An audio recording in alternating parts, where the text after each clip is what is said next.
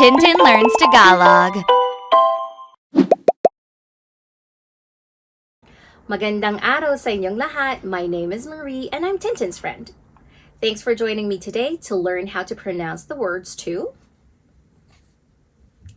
isagwan ang bangka. Isagwan ang bangka.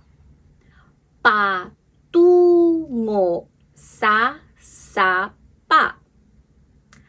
Ang saya, ang saya, ang saya, ang saya.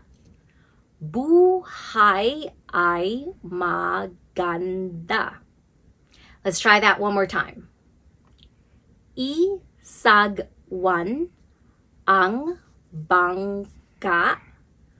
Patungo sa sapa.